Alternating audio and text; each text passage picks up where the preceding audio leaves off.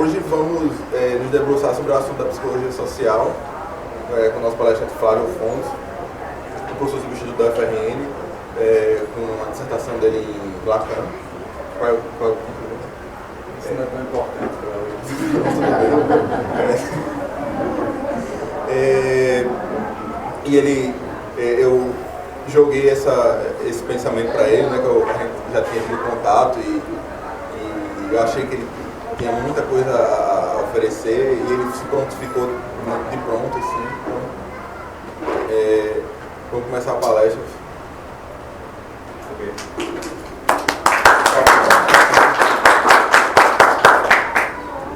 Bom, acho que para começar a falar como foi que a gente chegou até aqui nesse assunto, essa palestra, dado que essa palestra inicialmente ela não ia ser sobre isso, não ia falar sobre corrupção, mas sim sobre outra coisa. Então, quando a Luiz entrou em contato comigo, ele falou, olha, a gente tem esse grupo, a gente faz esse evento, seria legal se fosse lá, e a gente estava querendo que você falasse sobre psicanálise. Então, vai ser legal, né? E aí a gente conversou um pouco sobre isso, eu coloquei assim sobre temas e títulos para a palestra que se chama O que é a psicanálise? Ou uma introdução à psicanálise, ou então a psicanálise na atualidade, né? E outras coisas assim, a coisa ia por aí. E aí, muito apropriadamente, eu acho, né? A Luiz começou a me instigar, né? Quer dizer, olha, de certa maneira isso aí tá me soando, foi assim que eu ouvi, nos seus comentários, uma coisa muito acadêmica, uma coisa muito didática, vamos dizer assim, né? E será que não dava para fazer assim uma coisa, né, mais provocativo, né? E aí, diante desse diálogo que a gente estava tendo, né, eu pensei, bom, por que não pensar alguma coisa sobre corrupção? Né?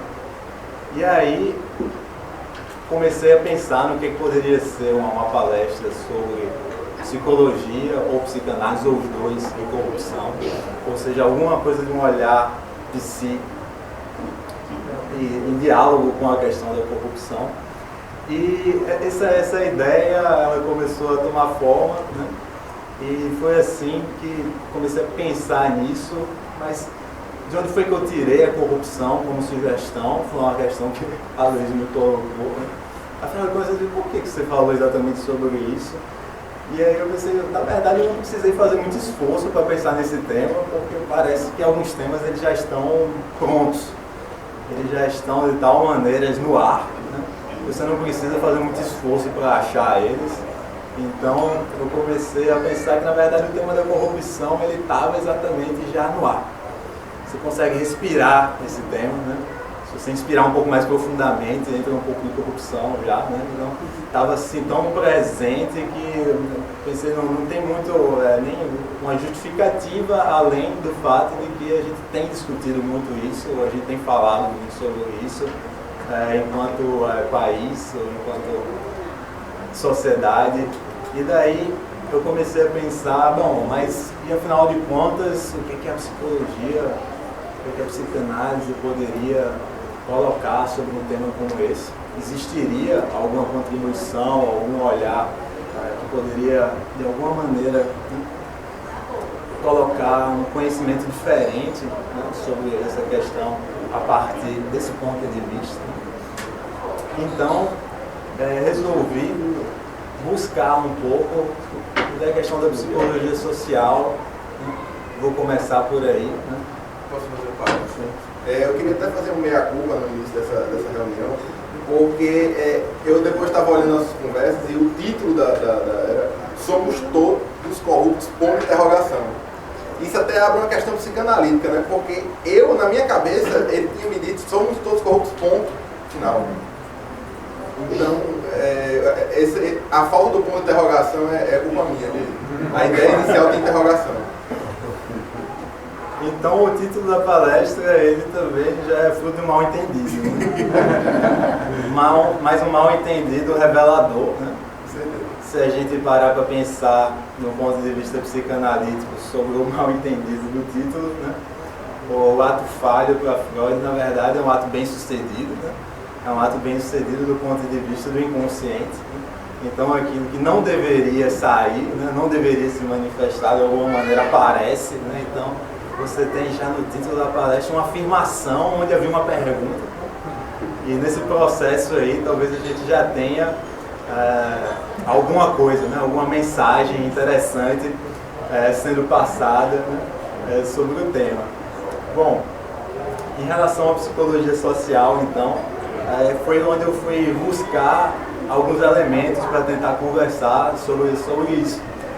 E aí, a psicologia social, na verdade, ela não tem um conhecimento produzido, estabelecido sobre corrupção explicitamente, vamos dizer assim.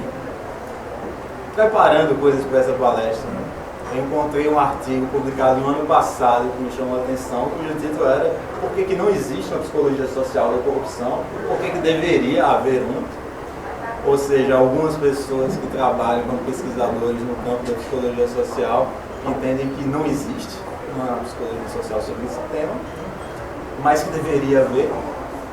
E aí, alguns dos tópicos que eu pensei que seriam especialmente interessantes sobre esse diálogo psicologia social e corrupção poderia ser a partir de alguns experimentos clássicos da psicologia social.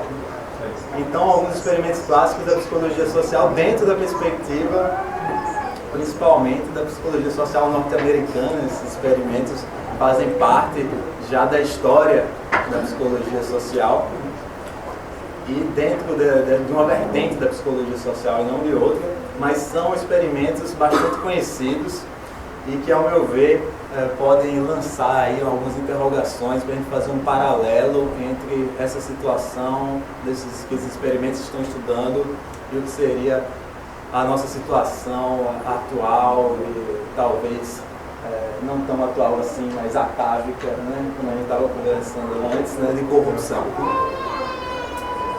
E aí o primeiro experimento... Isso é até uma coisa interessante, você vê, o título ele está tão imiscuído na nossa cultura que a gente estava discutindo sobre psicologia aqui do lado, há 20 minutos atrás, e outra pessoa veio indagar a gente sobre a questão da Dilma e sobre o governo e sobre essa questão da corrupção. Então a gente não estava falando nada diretamente sobre isso, mas você vê que isso é uma coisa que realmente faz parte é o ponto número 1 de conversa entre brasileiros.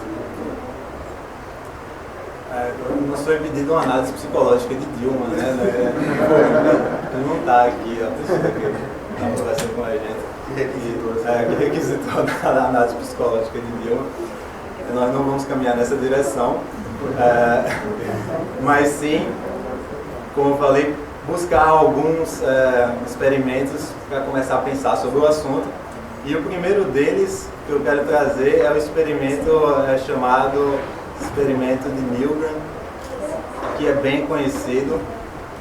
E para falar um pouco sobre o contexto dele, né, a gente tem, claro, uma preocupação grande com os fatos da Segunda Guerra Mundial, com o nazismo, uma pergunta sobre a origem do mal, como é que foi possível aquilo acontecer, como é que foi possível se assassinar 6 milhões de judeus, e que isso tenha sido feito de maneira sistemática, né, e por pessoas muitas vezes consideradas de toda maneira normal. Como o próprio Eichmann, né? Como o próprio Eichmann. Em 1961 tem o livro da Hannah Arendt sobre, né, o julgamento de Eichmann. E em 1963, 2 anos depois, é publicado esse artigo de Stanley Milgram sobre a questão da obediência, né? E, claro, tanto o livro quanto o artigo, o livro da Hannah Arendt quanto o artigo de Stanley Milgram estão dialogando com o julgamento de Eichmann, estão dialogando com os fatos da Segunda Guerra Mundial. E é a partir desse contexto que Milgram fez o experimento que ele fez de psicologia social, que é um dos experimentos mais conhecidos, como eu falei, também mais controversos e polêmicos da psicologia social. A minha turma de psicologia, né, teve discussão sobre isso nesse dia, né, a gente quase sai no tapa, né, sobre seria ético fazer esse experimento ou não seria ético fazer esse experimento. Então tem muitas discussões sobre a própria caráter se o experimento ele levaria de alguma maneira a uma violência o resultado válido psicológica em relação ao sujeito que participa do experimento ou não. Então tem uma alta discussão, vamos dizer, que vai nesse sentido em relação ao experimento, mas eu não vou abrir isso, mas sim tratar ele, vamos dizer assim, como era a intenção de Milgram, e que era um experimento que, apesar de versar sobre a questão da obediência, não era isso que era dito para o sujeito que ia participar, ou seja, um experimento que envolvia mentir para o sujeito que ia participar do experimento de cara, para ele entrar numa situação, na verdade, em que ele não sabe o que é que está sendo avaliado e qual é o objeto real desse experimento. Então, a situação era a seguinte: era dito para o sujeito que ele ia participar do experimento que dizia respeito à questão da punição e quais os efeitos da punição na memória. Então você tinha uma lista de termos, de palavras que eram lidos, sempre pares de palavras, e o sujeito que estava do outro lado ele tinha que memorizar isso aí. E depois ele ia ser testado em relação à aprendizagem, na memória desses pares, né? Se ele, a partir da palavra estímulo, ele conseguiria dizer a palavra resposta. E cada erro que ele cometia, o sujeito experimentador ele deveria dar um choque nele. Então era mostrado para o sujeito onde é que o outro estava colocado numa cadeira. Ele recebia um choque amostra de 45 volts, até para ele ter uma noção do que era aquilo, né? E depois disso ele passava a ocupar o local e a posição de experimentador. E nessa posição de experimentador ele tinha que fazer a leitura das palavras estímulo e obedecer o protocolo, que era a cada erro você aumenta um pouco a quantidade de choque e assim progressivamente. E é interessante que a máquina que dava os choques que a pessoa operava, ela tinha lá uma série de dizeres, né, que iam mais ou menos assim. Você tinha o choque leve, moderado, forte, muito forte, intenso, extremo, depois perigo, 2 pontos, severo, e por último 3x. A máquina ela ia de 15 volts a 450 volts. E o sujeito já tinha recebido um choque de 45 volts. E aí, o que acontecia é que o sujeito que estava recebendo esses choques estava numa outra sala, mas ela tinha o áudio para conseguir as respostas. E o que acontecia é que o sujeito do outro lado, na verdade, ele era uma pessoa que estava junto com a equipe, e ele era somente alguém que ia fingir estar lá do outro lado, levando choques, né? E nada daquilo eram choques reais. Então, toda a parte que eu falei sobre os questionamentos éticos é em relação a colocar essa pessoa que está administrando os choques nessa posição sem saber o que é que está sendo. O questionamento ético vai por aí, não do outro lado. Não houve choques reais para a pessoa que estava memorizando. E aí, o que acontece é que a instrução do experimento, que quando chegasse a 300 volts, haveria um barulho, como se alguma coisa tivesse acontecido, e essa pessoa deixaria de responder, você teria somente o silêncio do outro lado. E curioso todo o experimento era voltado para até onde essas pessoas vão, e o curioso é que ninguém parou antes dos 300 volts, né? Isso já é um primeiro dado, né? E quando chegou aos 300 volts, houve um barulho, né? E que a pessoa não responde mais, né? Apenas 5 pessoas de 40 testados desistiram ou se negaram a continuar a partir daí. E o dado que o Milgram colheu foi que dos 40, 26 continuaram até o fim, até os 450, onde você tinha 3x, né? E não tiveram nenhum problema em executar esse protocolo, né, até o seu grau máximo. Né?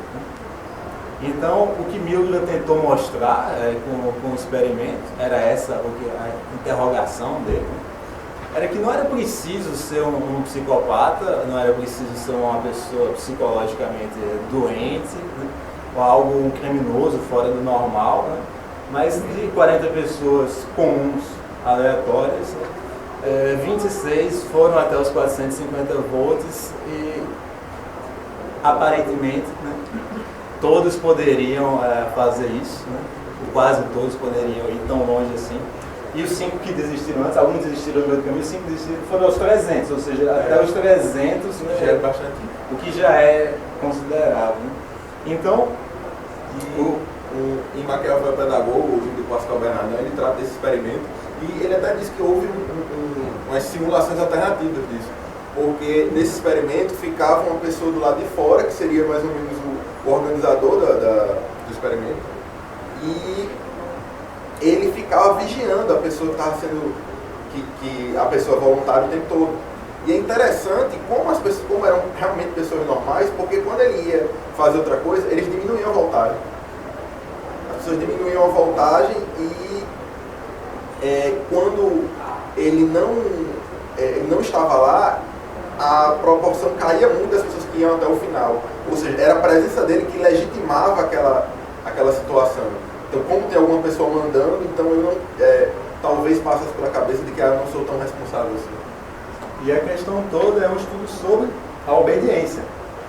Então, era tudo sendo feito a mando de um cientista que, obviamente, colocava ali toda a sua respeitabilidade para a situação. É preciso levar em conta, por exemplo, que o experimento foi feito em Yale, então uma universidade de renome, de prestígio, estávamos na dependência, né, quando estávamos numa universidade bastante conceituada. Tudo isso colocava um peso daquela situação que era, vamos dizer assim, você está fazendo um experimento científico, estamos fazendo algo, em última instância, que é para o bem da ciência, né, para obter mais conhecimento. Isso tudo legitimaria, assim, com a presença de uma figura de autoridade que estava, obviamente, colocando que estava tudo bem e que era preciso continuar com aquilo. Então, os sujeitos desafiantes não foram tantos assim. Um outro experimento tão conhecido quanto esse em psicologia social é o experimento feito, dentre outros, pelo Philip Zimbardo, e que coloca a situação de uma prisão simulada. Esse experimento ele é de 1973, né? Ele inclusive tem o livro, né? Ele estava conversando sobre o efeito Lúcio, eu nunca li o livro, né? Então é um livro no qual ele fala um pouco mais sobre isso e o que é que ele estudou depois, porque ele continua produzindo conhecimento sobre esse assunto. Mas esse artigo lá de 73, a questão era qual o comportamento humano em prisão. E o que é que significa estar no papel de preso e no papel de guarda, que influência isso tem na psicologia humana. E aí, no caso do experimento de Zimbardo, você tinha 21 pessoas que foram recrutadas, principalmente entre os estudantes de Stanford, e por isso também, por ser nas dependências de Stanford, o experimento ficou conhecido como a prisão de Stanford, o experimento da prisão de Stanford. E aí você tinha esses 21 sujeitos que foram sorteados para uns ocuparem o papel de guarda, outros ocuparem o papel de preso, né? E o que aconteceu quando essas pessoas foram colocadas nessa situação? Zimbardo dava como principal instrução, né? Vocês têm que agir como se estivesse em uma prisão. Não, vocês estão em uma prisão. A partir de agora, você é um guarda, você é um preso, e isso aqui é uma situação de prisão. E vocês têm que funcionar. E aí, o que aconteceu foi que houve uma rápida modificação da identidade, do comportamento dessas pessoas. Rapidamente, dentre os guardas, alguns sujeitos que eram mais agressivos, que eram mais hostis, já tomaram a posição de liderança, já se colocaram como distribuindo tarefas, como administrando penalidades. E alguns dos guardas que eram um pouco mais receosos já não ousavam enfrentar, né, essas pessoas. Do lado dos presos, né, claramente um sentimento de apatia, de depressão, né, de não ser reconhecido enquanto pessoa. Eles estabeleceram logo regras em que era preciso que cada preso tivesse um número. Eles não poderiam falar um com o outro chamando pelo nome. Tinha que falar sempre chamando pelo número. Os guardas se referiam aos presos somente pelo número. Existiam momentos de contagem em que era preciso que todo mundo saísse das suas celas para verificar se estavam todos presentes. Esses momentos de contagem, que eram inicialmente supostamente funcionais para verificar a presença de todos, que não havia nenhuma fuga na prisão, começaram a se transformar em rituais de humilhação. Rituais de humilhação desses presos, e os presos não sabiam mais sequer o que eles deveriam ou poderiam fazer. Tinham medo de responder uma pergunta, de se colocar, né? Que não sabia se aquilo que ele ia fazer ia ser julgado pelo lado de uma maneira negativa, né? tinha medo da atitude caprichosa, vamos dizer assim, né? Do humor do guarda naquele dia, né? E a coisa foi evoluindo de uma maneira tal, né, que 5 pessoas desistiram, né, precisaram sair do experimento, né, com choro, realmente ansiedade, nervosismo, não aguentando mais estar ali. Né? E o experimento ele deveria durar 15 dias, né? E ele durou apenas 6. Né? E um fato decisivo nesse fim do experimento, curiosamente, foi a mulher do filho de Zimbardo. Na verdade, não era casada, eu acho, nessa época, mas sim era namorados. É porque ela era orientando, estava fazendo mestrado com ele. Era algo assim. Era algo assim. E ela foi o olhar de fora, porque o professor estava muito preocupado com o experimento. E a única observação que ele fez aos guardas foi que não deveria ter nenhum tipo de castigo físico. Mas, como as coisas foram envolvendo, ela chegou naquele momento para avaliar junto com ele. Eu acho que até o próprio Felipe, o professor, ele convidou. Mas aí ela ficou tão chocada, e a principal imagem que chocou ela foi um rapaz que era um guarda, que era o guarda mais violento de todos, era o mais assustador. E ele, antes, estava no seu período de folga, assim, estava esperando dar o tempo para começar o turno. E ela chegou lá, ficou conversando com ele parece ser uma pessoa extremamente sensível, eles falaram sobre literatura. E depois, ela deu a hora dele, ele vestiu a farda, colocou óculos escuros, né, que seria o elemento de despersonalização, que a pessoa não se sentiria ela mesma, mas um agente da ordem. E ela foi para a sala do Felipe, que tinha todas as câmeras, estava vendo tudo, e ela percebeu que aquela pessoa extremamente sensível, de 25 anos, que ela tinha acabado de conversar, era o guarda mais violento, que mais humilhava os presos. Então, a pessoa conseguia ir de um extremo a outro, e você depois perguntaram a ele o que tinha acontecido, ele não achava que tinha feito nada demais, ele estava tentando fazer o que ele achava certo.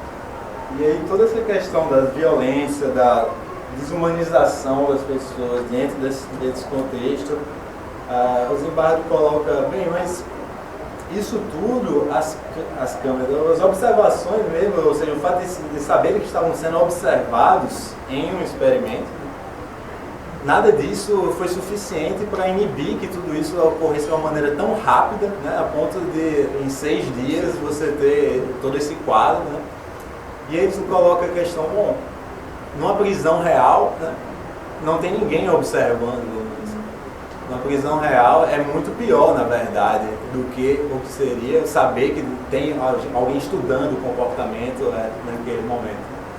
E o Zimbardo se pergunta, existiriam instituições, papéis, né, que estariam construídos, né, de uma maneira tal, né, que levam a pessoa ao pior, né, ainda que, né, essa pessoa não seja intrinsecamente, vamos dizer assim, né, uma pessoa levada, né, àquele tipo de atitude. Né, existiria um problema aí no próprio design institucional dessa instituição chamada prisão, né, que levaria ao pior. Né.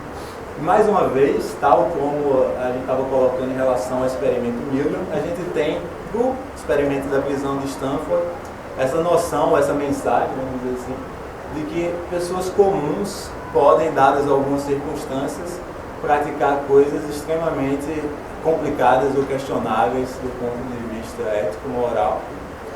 E não é preciso também aqui, nesse caso, né, um diagnóstico especial, um problema psicopatológico especial, para se ver numa situação dessa e agir de uma maneira bastante diferente, talvez, do que você supõe que você faria.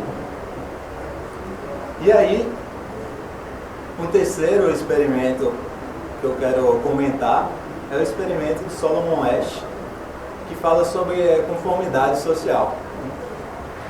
Então você tem situações aí bastante drásticas, vamos dizer assim, que a gente apresentou nesses 2 primeiros, né? E você pode pensar, e a pessoa que vai contra isso, né? Ou seja, o sujeito, no caso do experimento Milgram, né, que abandonou o protocolo, né? Ou o sujeito, no caso do experimento do Zimbardo, que de alguma maneira não entrou tanto assim no papel da violência, né? como é que fica um sujeito que vai contra algo que está sendo colocado como a norma ou esperado, vamos dizer assim, em uma situação. E o experimento de Solomon Asch era um experimento intitulado Estudos sobre Independência e Conformidade, uma minoria de um contra uma maioria unânime. Esse é de 1956, como eu falei, são experimentos todos relativamente antigos, né? A gente viu um de 63, outro de 73, agora de 56. E aí esse experimento do Asch, também muito conhecido, né? É mais um desses experimentos de laboratório da psicologia social americana em que você começa mentindo para o sujeito. Então, o sujeito, ele é dito, você vai participar do experimento sobre percepção visual, e você vai ter que colocar exatamente a resposta correta, e você tem projetado, né, uma figura de uma linha de um determinado tamanho, e essa linha ela tem que ser comparada com outras três, A, B ou C, e você tem nessas opções uma linha que é visivelmente do mesmo tamanho, outra que é significativamente maior e outra que é significativamente menor do que a linha modelo. E o sujeito tem que dar uma resposta. Acontece que o grupo ele é composto de 7 pessoas, sendo que 6 elas estão justamente acordadas com o experimentador e todas vão dar uma resposta errada para aquilo que está sendo colocado. Visivelmente errado. Sim. Porque essas linhas, elas realmente são significativamente maiores ou menores, em um sentido de que também não é uma coisa absurda, mas é visível. Não tem como se confundir, vamos dizer assim, sobre o fato de que um é maior ou menor. E o que acontece no experimento de Asch é que ele coloca então as 6 pessoas para darem uma resposta errada. Então o primeiro vai dizer, a resposta correta é a letra A, quando a resposta correta visivelmente era a letra B. Né? O segundo diz letra A também, o terceiro diz letra A, e assim por diante. Até chegar ao sujeito que está participando do experimento. E aí a questão de Asch é o que vai acontecer. Né? Esse sujeito está vendo que a resposta certa não é a letra A, né? Mas está todo mundo dizendo que a resposta certa é a letra A. Né? Como é que esse sujeito vai reagir? Né? E aí ele fez, obviamente, para comparar, ao mesmo tempo também, um experimento em que não tinha todo o grupo fazendo a resposta errada. Quando não tinha todo o grupo, a margem de erro foi 1%. 1% de resposta errada, melhor dizendo. Né? Uma pessoa que não prestou muita atenção. Se confundiu, talvez, estava cansado, né? Enfim, né? 1%. E quando houve a pressão do grupo, houve 36% de respostas erradas. Ou seja, a pressão do grupo foi suficiente para que muitas pessoas, em muitos momentos, né, dessem uma resposta claramente errada à situação, simplesmente pelo fato de que todo mundo tinha dado a resposta errada. E aí, vou aproveitar para passar um outro vídeo, né, que ilustra um pouco esse mesmo princípio. Esse aqui é digno das pegadinhas do Faustão. Exatamente. É como uma pegadinha.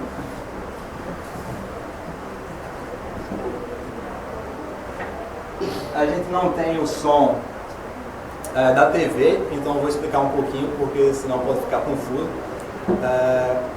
O som da base está em inglês, vocês vão ver legendas em espanhol, mas é simples. A situação é um elevador, por isso que tem toda a cara de uma pegadinha. Eu não sei qual a procedência desse vídeo, né? Mas acho que ilustra muito bem. Então você tem um elevador e você tem vários sujeitos dentro do elevador que estão todos combinados, né? E vai ter um sujeito que vai entrar nesse elevador sem saber que ele está participando de uma experiência. E aí a gente vai ver o que é que acontece.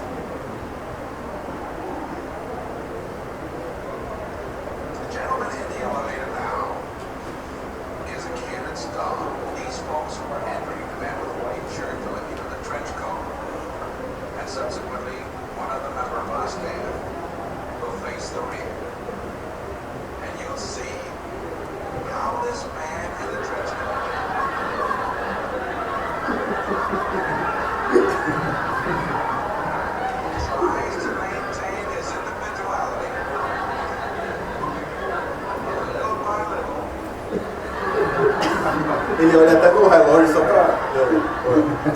Só pra avisar.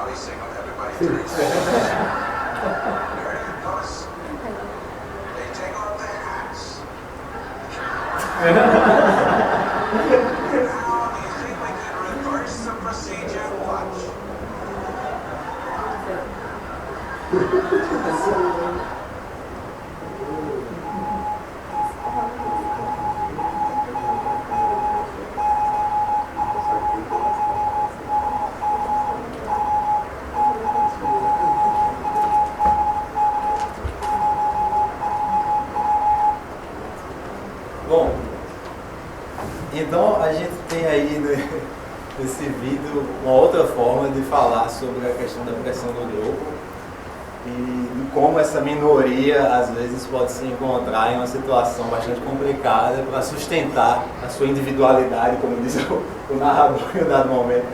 Realmente esse vídeo é muito engraçado, adoro ele, porque a pessoa que vai virando aos poucos no início, eu gosto muito dela, ela vai disfarçando, né? Ela fica meio sem jeito, né? E aí, vocês podem estar se perguntando, bom, mas tudo bem, né? Legal, né? Mas eu vim para uma palestra que era sobre corrupção, né? E até agora a gente só falou sobre psicologia social, né? Onde é que você está querendo chegar, afinal de contas, com tudo isso aí, né?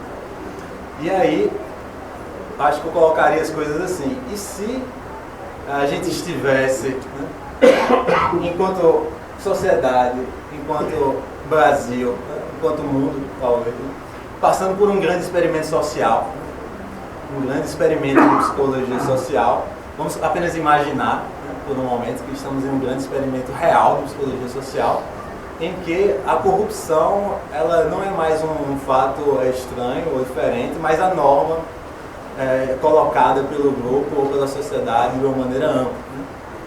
Então, como é que fica o comportamento das pessoas se imaginarmos que estamos passando por um experimento dessa ordem, né?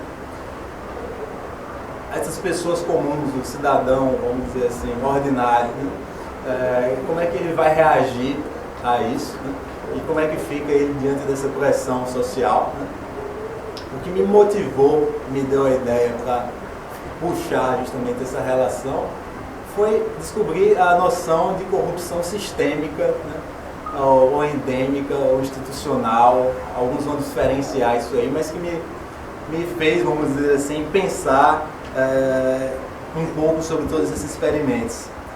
É a noção de que a corrupção sistêmica ela é, na verdade, não só uma exploração de oportunidades ocasionais para você praticar uma corrupção, mas sim quando a corrupção ela é um aspecto integrado, essencial do sistema econômico, social e político. Ou seja, não é um caso especial de uma prática corrupta, mas sim uma situação em que as principais instituições e processos do Estado estão rotineiramente dominadas e usadas por indivíduos e grupos corruptos, em que a maioria das pessoas não tem alternativa a não ser lidar com indivíduos corruptos. Então, quando eu li sobre isso, sobre esse conceito de corrupção sistêmica, o que me veio à cabeça foi esses experimentos da psicologia social. O que me veio à cabeça foi todos esses fatores que colocam, bem, diante de uma situação que se apresenta, né, através de, seja obediência à figura de autoridade, seja pela pressão do grupo, né, seja pela própria construção mesmo das instituições, né, como a gente colocou em alguns do que esses experimentos trazem, né, colocam esse clima, vamos dizer assim, de corrupção como sendo não mais um aspecto desviante, mas sim um aspecto principal, como diz a definição que eu li, ou seja, rotineiro, do que é esperado mesmo que aconteça, do que é esperado que se faça, né? E esse ambiente, vamos dizer assim, que seria de corrupção sistêmica, né? Ele poderia levar ao que e de que maneira a gente poderia analisar ele como uma instituição social, que tem raízes também naquilo que seria o modo de pensar, o modo de sentir de cada um, ou seja, que faria comunicação com a psicologia individual, vamos dizer assim. E essas coisas, claro, é muito complicado separar. Essa é geralmente a questão da psicologia social. No fundo, a psicologia social você pode entender como sendo toda a psicologia, porque o ser humano ele não consegue se diferenciar, ele não consegue se separar da sociedade. Por exemplo, né, o Tom Hanks no Náufrago, né, mesmo o indivíduo numa ilha deserta, completamente à parte em tudo, ele continua, uma vez tendo entrado na linguagem, uma vez tendo entrado nesse mundo cultural, social, ele continua funcionando de uma maneira cultural, social, mesmo isolado, conversa com a bola. Então, aquilo que é da ordem do intrapsíquico, vamos dizer assim, ou do que acontece dentro da nossa cabeça, vamos falar assim, e aquilo que acontece fora, na verdade, isso não são duas coisas facilmente distinguíveis, muito pelo contrário. A gente tem isso como um processo que se interpenetra em toda hora. Né? Então, como é que essa parte social, essa parte institucional e a parte interior poderiam dialogar aí para ajudar a lançar um pouco de luz sobre o que seria um processo de corrupção sistêmica, vamos dizer assim. E aí, é preciso entender que a corrupção sistêmica ela não é um caos, ela não é uma anarquia, ela não é uma coisa fortuita, mas sim uma coisa que vai ser vista como uma ordem, uma organização, um modo de vida, ou seja, é de alguma maneira uma coisa que se reproduz também. Ela é uma ordem e que consegue se perpetuar enquanto instituição. Como é que seria então os mecanismos por trás disso? E aí eu encontrei esse artigo chamado A Normalização da Corrupção em Organizações, que me chamou a atenção, de alguns pesquisadores americanos, e que eu acho que ajuda a dar alguns passos a mais, vamos dizer assim. Eu acho que uma boa assunto introdutório para entrar nesse tema seria até a gente analisar os filmes que tratam sobre organizações criminosas até da atualidade. Eu não sei se vocês conseguiram assistir aquele filme John Wick, que é com Keanu Reeves, que mata um cachorro dele e ele sai matando 200 pessoas por causa disso. Mas em vários filmes vocês assistiram também a série The Blacklist, a Lista Negra, ou qualquer filme realmente de gangster dos últimos 15 anos. Vocês vão ver que o diretor ele claramente distingue entre o criminoso normal, aquela pessoa que ele é extremamente aproveitador e ele faz uma promessa para você, ele não cumpre, ou ele cumpre se ele quiser, da forma como ele quiser, que seria o estereótipo malandro. E existe a figura do outro tipo de criminoso, que ele é até visto assim, de uma maneira indulgente na trama, assim, como um mal necessário. Aquele cara que ele faz um acordo com você e ele cumpre o acordo porque faz parte do código de ética dele. Às vezes ele até dá mais do que o acordado, porque ele quer manter aquilo ali, aqueles coisa de confiança. E ele é visto como geralmente o criminoso que vai conseguir galgar os mais altos postos, e ele é tido como o famoso mal necessário. Que se nós não tivermos ele, nós vamos ter o outro, que ele não é confiável. Então, institucionalmente, nós já acreditamos nessa questão, numa perspectiva pragmatista, de que é melhor nós termos o mal conhecido do que o mal desconhecido. E isso é um campo muito interessante, né? Eu acredito que vai tratar um pouco disso. Então, nesse artigo, os autores propunham então 3 grandes processos que estariam regulando uma corrupção normalizada, vamos dizer assim, e que eu acho que vale a pena a gente falar um pouco. O primeiro seria a institucionalização da corrupção, o segundo, uma racionalização, e o terceiro, uma socialização da corrupção.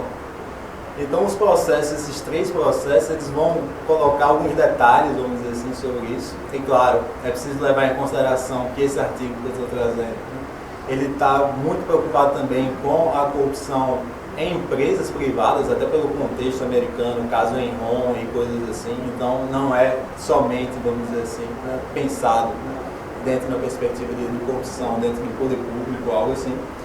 E aí você tem nesses processos alguns detalhes interessantes, né? O primeiro deles, o que seria, dentro do processo de institucionalização, é preciso começar por algum lugar, vamos dizer assim. O que seria o processo de início da corrupção? Então, alguns autores vão defender que, na verdade, a corrupção ela se inicia num processo extremamente racional, dentro de um processo de comparação do que seriam os ganhos e as perdas do indivíduo dentro do ambiente. Ele compararia qual seria a probabilidade dele ser pego, qual seria a probabilidade dele ser punido e quais os ganhos que ele tem. Faria, vamos dizer, uma estimativa disso, e daí ele pensaria em se engajar em um ato de corrupção ou não. E aí entra uma coisa interessante, que é, quanto mais a percepção de que há corrupção, mais esse sujeito ele vai, na verdade, se engajar em corrupção, e quanto menos a percepção de corrupção, menos ele vai se engajar em um comportamento de corrupção, dada a estimativa de quem está do outro lado. Se a gente parar para pensar, isso é uma comparação um pouco estranha, mas você abordar alguém para uma situação de corrupção, ele pode ter alguma semelhança com o flerte. Você vai mandar uma mensagem um pouco ambígua, porque você não tem certeza, vamos dizer assim, qual é a receptividade da pessoa para isso, né? Então você manda uma mensagem um pouco ambígua que pode ser interpretada, né, como você está querendo outra coisa ou não, né? Quando chega um policial, você pedir um cafezinho, não sei o quê. E qual é o risco desse comportamento, né, se o sujeito acredita, por exemplo, né, que quem está do outro lado, a probabilidade de encontrar uma pessoa corrupta é 1 em 100. Né? Ou se ele acredita que, na verdade, é 50%. Né? Então, a estimativa, vamos dizer assim, do que seria, né, quem está do outro lado, poderia ser um fator.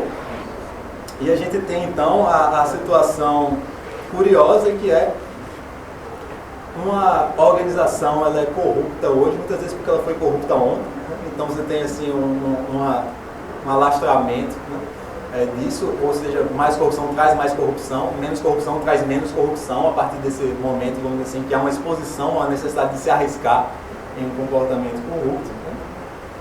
Por outro lado, você tem também a questão de que a corrupção ela é muitas vezes deixada como algo a ser recompensado pela própria liderança de uma organização.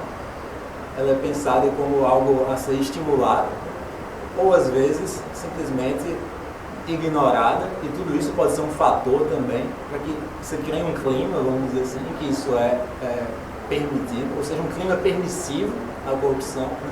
Uma estimativa de que há corrupção, tudo isso leva a uma institucionalização, mas a institucionalização também passa por, de alguma maneira, embutir a corrupção nas próprias estruturas e processos de uma organização. E aí, eu acho que isso é um aspecto interessante, né? Porque você pode, inclusive, contar com a corrupção como um ganho esperado, como aquilo que seria, vamos dizer assim, o jeito de operar de uma determinada organização. Ou seja, aqui as coisas se fazem assim, a corrupção ela passa a entrar na própria memória organizacional, e quando alguém sabe que coisas assim já foram feitas, né, isso é tido como um padrão, isso legitima novas ações, né? Ou seja, uma vez que isso já foi feito, né, então faz parte do modo com que as coisas são feitas. A gente pode seguir, se não houve de alguma maneira uma punição, ninguém se deu mal, a pessoa que está chegando, né, ela vai dizer, então eu posso continuar, né? Eu olho para os veteranos aqui nesse lugar, eu vejo que não houve nenhum problema com eles, né? Então, obviamente, é algo que me encoraja a continuar. E aí você tem, então, nesse processo, uma rotina da corrupção, né? Ou seja, a corrupção ela vai se transformar em ação programada e rotineira. Isso é interessante porque aqui você tem, então, é preciso especializar as próprias funções da corrupção. Ou seja, quem é que vai cuidar de cada parte desse processo? E você, então, a formação de trabalhadores especialistas em cada um desses processos de corrupção, porque eles são feitos com tanta repetição, eles são tão comuns, que aquilo, na verdade, é uma das partes do trabalho. Então, não será mais uma pergunta sobre isso é um comportamento corrupto ou não, ou quais são os fins ou o sentido maior disso que eu estou fazendo. No final das contas, isso pode ser preencher uma planilha de Excel, isso pode ser fazer mais uma ligação do dia, ou seja, é preciso que as pessoas ocupem e façam os trabalhos que precisam ser feitos dentro da rotina de corrupção, e você tem então a especialização de pessoas dentro de determinadas funções. Afinal de contas, também, eu imagino mandar dinheiro para o exterior, para as contas na Suíça, né? Eu acho que isso é todo um trabalho, né? Assim, você não pode fazer isso de forma amadora, né? Então você tem que realmente conhecer os caminhos, ter relacionamentos, né? Então você precisa se especializar. E para as pessoas que vão servir de alguma coisa disso, é preciso confiar também nessa pessoa. Então você precisa demonstrar competência, você precisa demonstrar habilidades. Existe confiança entre ladrões, de certa forma. Existe confiança entre ladrões. Então você tem nesse processo de rotineirização, né, uma coisa interessante. Uma das coisas que a gente vê em psicologia, até da parte de percepção sensorial, é a questão da habituação. Então, por exemplo, o barulho do ventilador. Eu espero que vocês não estivessem prestando atenção no barulho do ventilador até agora. E aí, mas ele estava lá esse tempo todo, fazendo exatamente o mesmo barulho que ele está fazendo agora. Mas, se a sua atenção não está voltada para aquilo, você tende a não perceber aquilo. Você passa por um processo de habituação.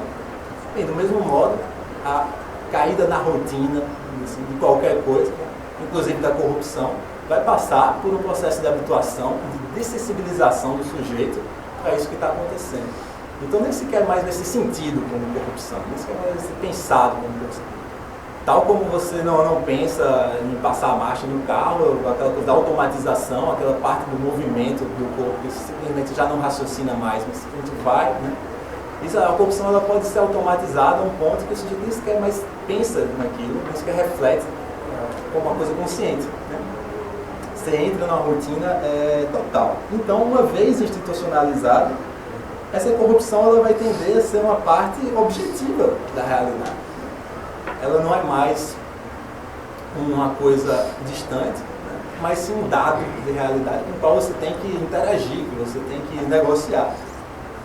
E aí o que é curioso é que as pessoas que estão então em situação de corrupção, tipicamente, assim defendem os autores do artigo, elas não são pessoas com problemas psicológicos, nem são pessoas que vão se ver como culpadas ou corruptas, mas sim pessoas que vão se enxergar como pessoas de bem, como pessoas que estão fazendo as coisas como todo mundo enfim, é normal, né?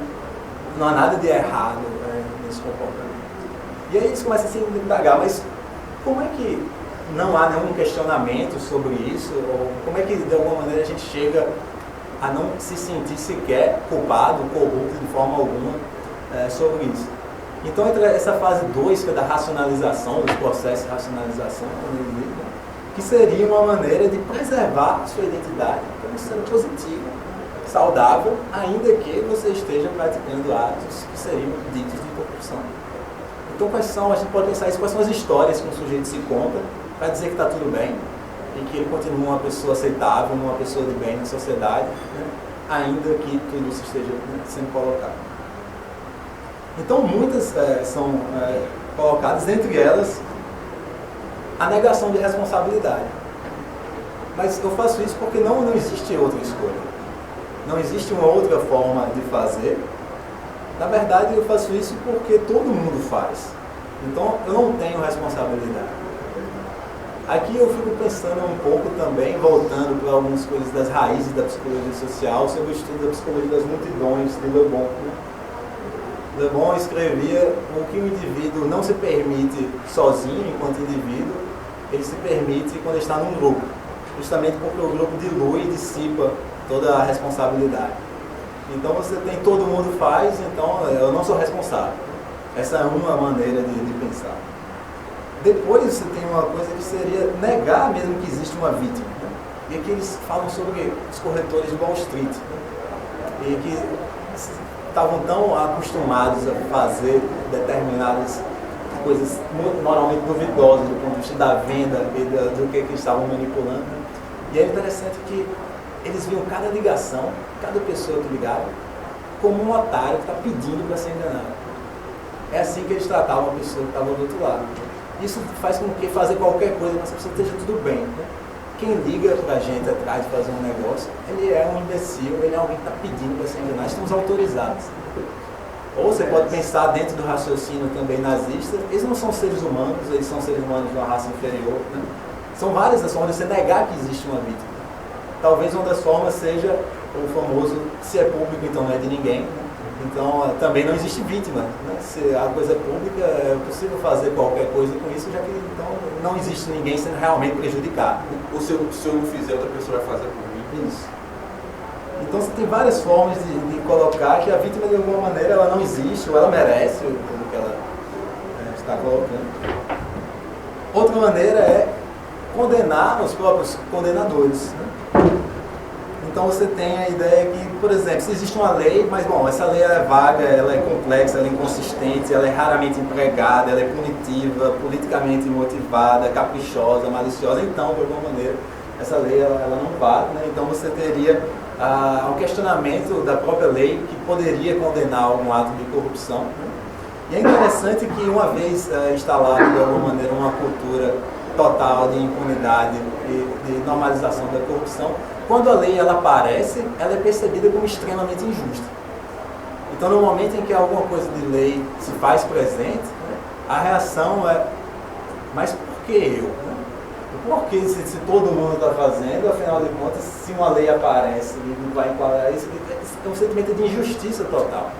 Então a lei está errada. Os condenadores não têm autoridade moral para isso. Outra forma é de comparações seletivas. E aqui envolve você colocar que outros grupos são mais corruptos. Né? E com isso você pode dizer que está tudo bem. Então, um dos exemplos, alguns policiais de um determinado país africano, que você tinha a estrada que passava por uma localidade, eles paravam, as pessoas você tinha que pagar 2.500 tantos da moeda local para poder seguir. Né? E eles falaram, bem, mas a gente cobra 2.500, mas o pessoal na rota tal está cobrando 5.000. Ali sim eu acho que vai ser ganancioso. A gente não, né? A gente eu acho que 2.500 está bom, acho que está justo, na verdade. E eu inclusive coloquei isso também lá naquela coisa do Facebook, né? Eu achei isso fantástico, esse momento de um escritor, um novelista italiano que coloca a descrição do personagem Baal, né? O corrupto honesto. Né? Ele também entra um pouco aqui, né? Existem outros piores do que mim. Baal é assim, em 20 anos, né, de prática de suborno, ele nunca, jamais, ele recebeu uma quantia menor, ninguém jamais recebeu uma quantia menor do que foi acordado com ele sempre paga correto. Ao contrário, às vezes ele adiciona por conta própria uma soma, uma propina, uma contribuição. Como pode ser descrita a alegria de um subornado quando ele percebe que foi corrompido além do que ele merece? É maravilhoso. Né? Você sabia que existem funcionários que precisam aguardar durante meses para serem pagos por seus corruptores? Né? Tem gente que não paga, que são ainda com notas promissórias, com cheques sem fundo. Isso sim vai ser desonesto. Esse é um personagem Baal, ou seja, se eu pago uma propina, né, eu pago em dia, eu pago bem. Né? Tem gente que não, que engana. Né? Então existem piores. Né? Essa é uma maneira também de se colocar como correto. Né? E esse personagem faz parte do nosso imaginário, assim, também cultural. Isso é uma coisa que existe. Eu não sei se consciente ou inconscientemente, mas nós pensamos naqueles corruptores que são mais justos, são mais injustos. Né? Tem até a figura do corruptor na nossa brasileira que a gente simpatiza com eles. Pô, esse cara é legal. Não tenho nada contra eles. Isso é o que acontece. A última que eu queria trazer é o trabalho como a corrupção como uma coisa que você tem direito depois de um bom trabalho. Então, se você fez um bom trabalho, então eu mereço roubar. Então, assim, depois de ter feito uma coisa legal, eu posso pegar uma parte do que é meu a mais, porque afinal de contas, né, eu não sinto que estou sendo pago o suficiente, então eu mereço roubar um pouco. Né? Então, todos esses raciocínios, eles formam o que seria, para esses autores, uma série de ideologias fazendo uma transição entre um novato, um inocente e um veterano corrupto. Ou seja, de alguma maneira, todos esses pensamentos eles precisam ser, de alguma maneira, aprendidos, né? Para que se entre no jogo, vamos dizer assim. E aí a gente entra na terceira e última parte desse artigo, que realmente me fez muitos questionamentos, gostei bastante, que é da socialização. Então, depois que você tem institucionalização, depois que você tem racionalização da corrupção, como é que você socializa ela? E daí você tem que, na verdade, a socialização, tradicionalmente entendida como transmissão de valores, de crenças, de normas, né, de jeito de ser, de habilidades. Você tem então que, na verdade, o corrupto, ele seria não uma pessoa pervertida, anormal, como a gente estava falando, mas simplesmente poderia ser melhor entendido como um conformista. O contrário. Dado que a situação de corrupção ela é sistêmica, vamos dizer assim, então o sujeito corrupto ele é alguém que é um conformista diante dessa situação, e não alguém que se rebela contra as normas. Pelo contrário, ele está se adaptando a normas já existentes, né? Então, como é que você socializa alguém a entrar dentro de normas já existentes? Então, você tem aí o que seria o treinamento do novato, né? Se um novato ele começa a questionar por que as coisas são feitas daquele jeito, você tem que ensinar a ele que ele ainda não entendeu. Se ele está fazendo perguntas demais, você ainda não entendeu como as coisas funcionam. Você tem que ver que aqui as coisas funcionam assim, né? E não assar, né?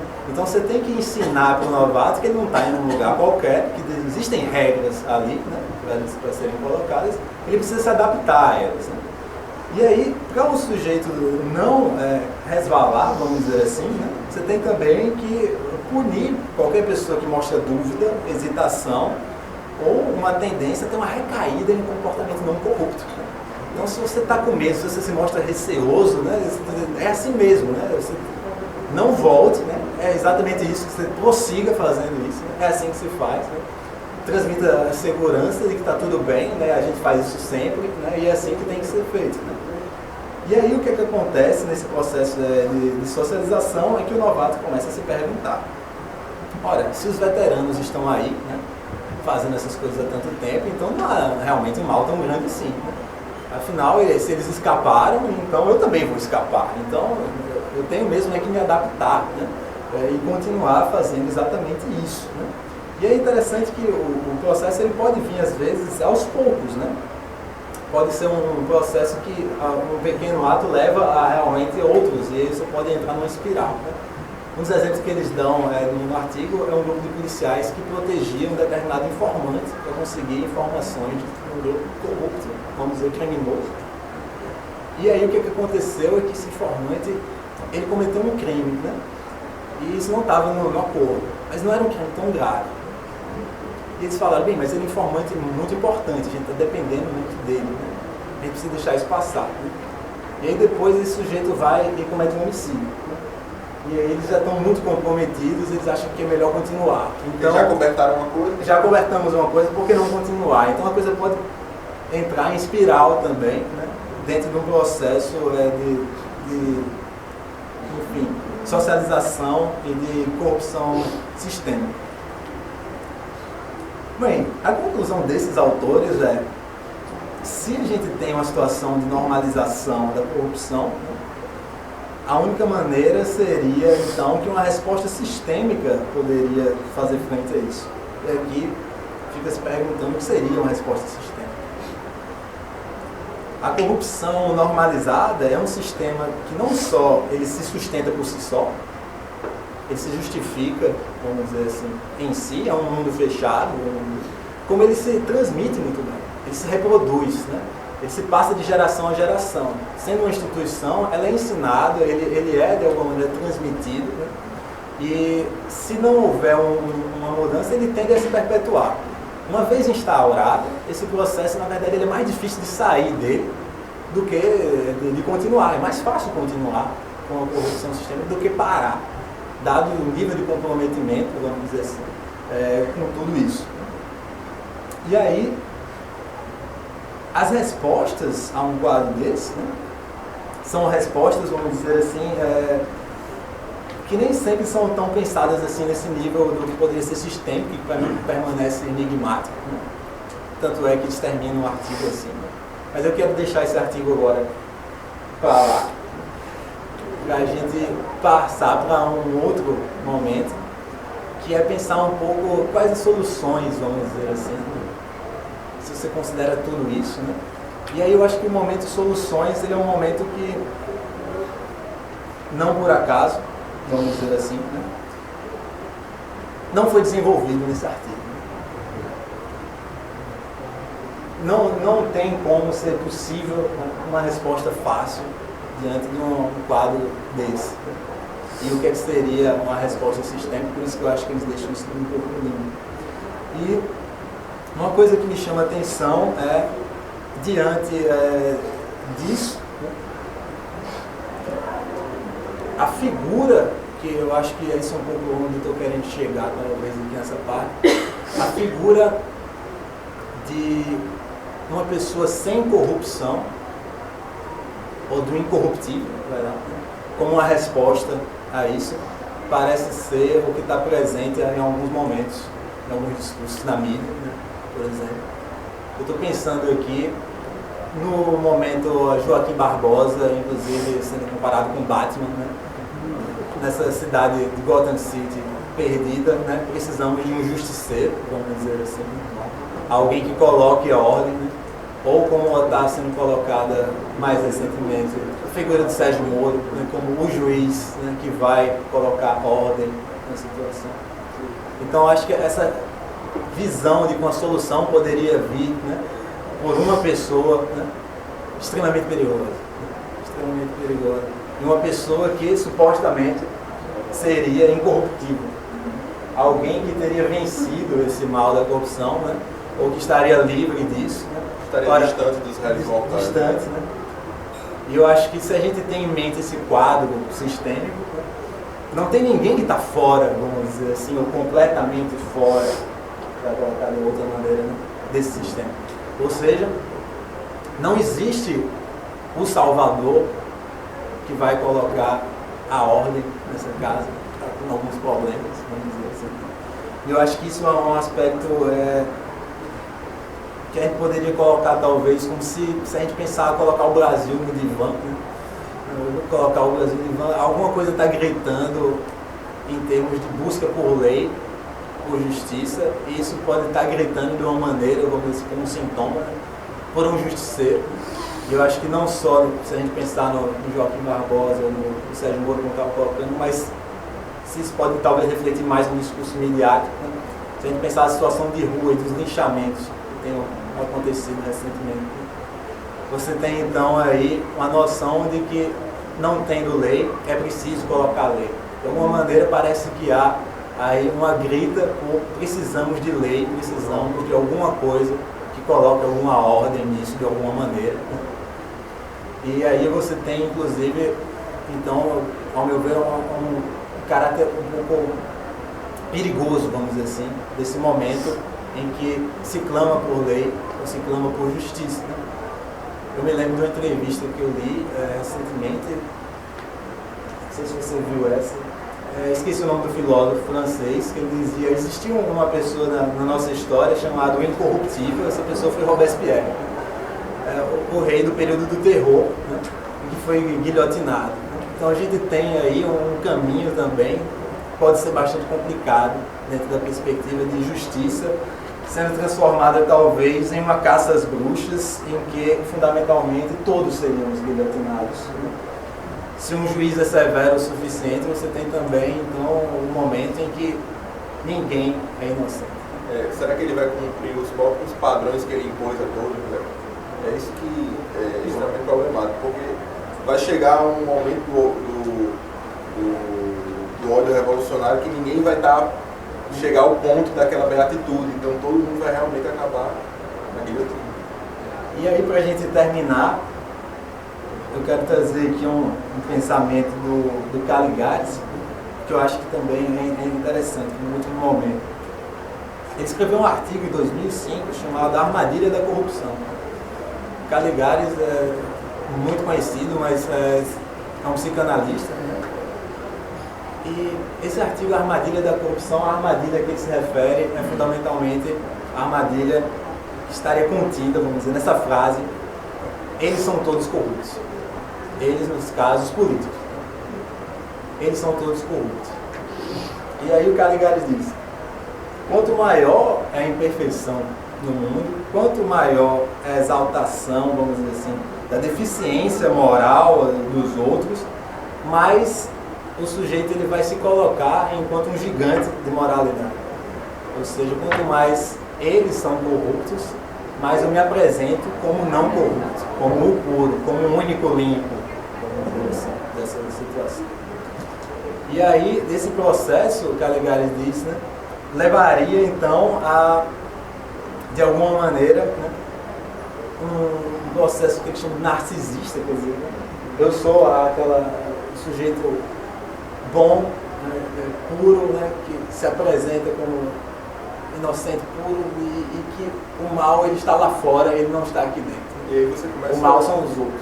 Você começa a criação do personagem, né? Você cada vez se torna mais confiante da existência dele e vai criando essa segunda realidade. E daí você tem então eles são todos corruptos, para Caligari, né? Uma coisa que fundamentalmente levaria a uma paralisia de transformar mesmo o mundo, né? Dado que eles são todos corruptos, eu sou o único que presta aqui, né? Você teria uma paralisação aí, porque afinal de contas você teria uma situação que está tudo dominado, vamos dizer assim. E o que eu acho que é mais interessante nisso é que seria de alguma maneira a negação da corrupção que existe dentro de cada um de nós, vamos colocar assim, como um processo mais complicado desse, os corruptos são os outros. E geralmente os corruptos são os outros. Não somos nós, mas o outro grupo. Eles, pode ser eles, os empresários, pode ser eles, os políticos, né? Pode ser eles, o outro partido, né? Pode ser eles, né? O pessoal que cuida da outra estrada, como eu estava colocando lá, que cobra 5 mil, não 2.500, né? Quem é eles aí, de certa maneira, eles lançam a corrupção para fora de mim, que me mantenham protegido nesse campo supostamente puro. E essa que é a armadilha da corrupção para Caligari, você se contar fora disso. Se contar fora disso como uma negação da corrupção que existe dentro de cada um de nós, vamos dizer assim. E aí, eu acho que, agora finalizando de vez, né, a frase que me chamou a atenção, que eu quero usar para a gente concluir a fala, é essa frase de um arquiteto britânico que foi condenado num processo de corrupção. E aí ele, durante esse processo, ele falou a seguinte coisa: eu nunca vou acreditar que eu fiz algo criminalmente errado. Eu fiz o que é negócio. Se eu dobrei alguma regra, quem é que não faz isso? Se você vai me punir, então varra todo o sistema. Se eu sou culpado, existem muitos outros que devem se sentar ao meu lado no tribunal. Obrigado aí, gente, pela atenção.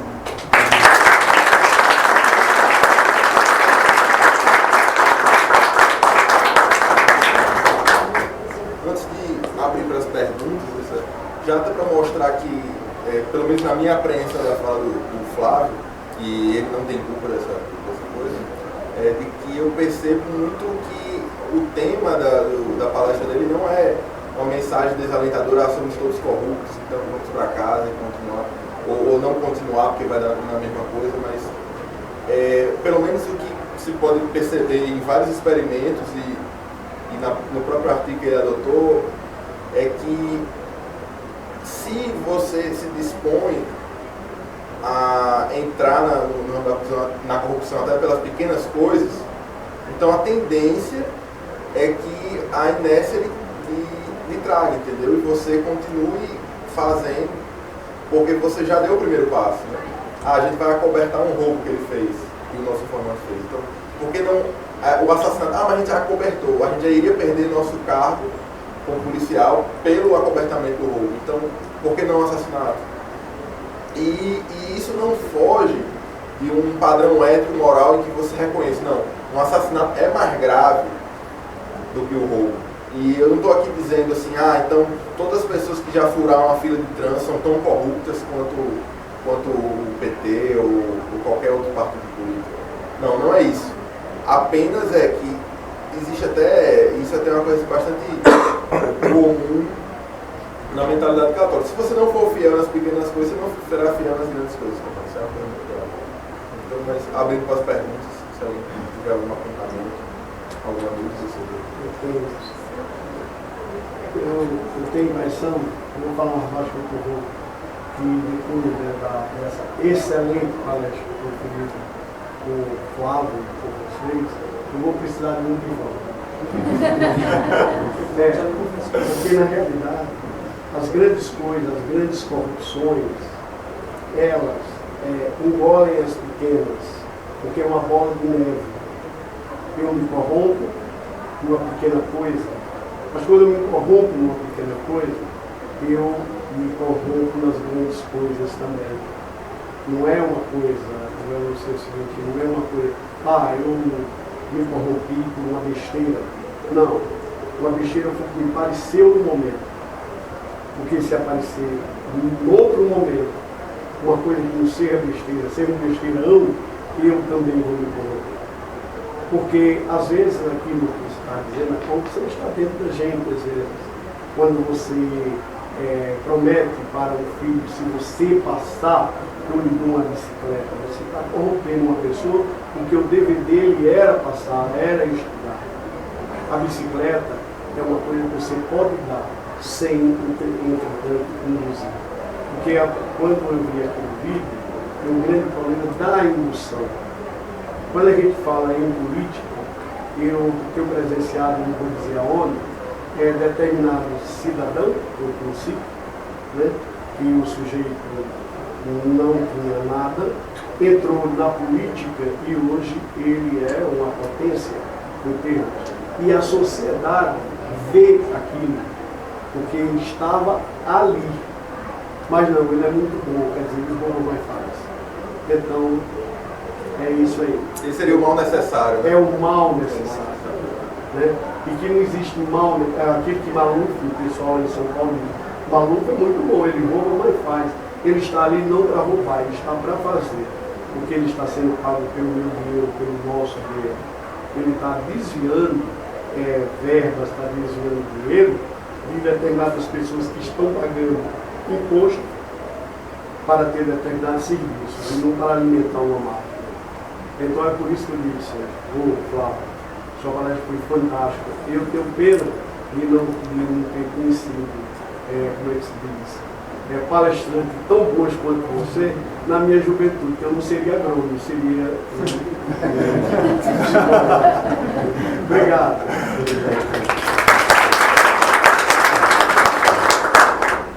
Mais alguém? Uma coisa que eu me questiono muito é o início e essa evolução da corrupção. Porque eu poderia dizer que o início da corrupção, ela se iniciou na época do iluminismo, ou mais como o ser humano na sua espécie, como sobrevivência? Essa é uma questão super difícil e para a qual não tenho resposta, né? Vou deixar logo você tranquilo em relação a isso, né? Mas colocar onde é que isso começou exatamente, né? Você pergunta pelas origens, né? A pergunta é mais complicada. O que eu acho que fica, vamos dizer assim, o que eu acho que poderia ser extraído dessa conversa que a gente estava tendo no início da palestra, não parece apontar para um início localizado historicamente no ponto A, B, Porque C. nós temos muito essa ideia de a corrupção para termos algo em troca. Então, está mais voltada essa parte iluminista. Mas você também pode ter uma ideia de sobrevivência, da pessoa que ganha pouco e precisa de mais, ou quer sair de uma enrascada e dá o dinheiro para poder sair, entendeu? Tem muitas formas. São muitas as motivações possíveis, mas o que eu acho que eu estava querendo dizer antes era, no final das contas, nessa perspectiva mais da coisa da corrupção como estando dentro de cada um de nós, vamos dizer assim.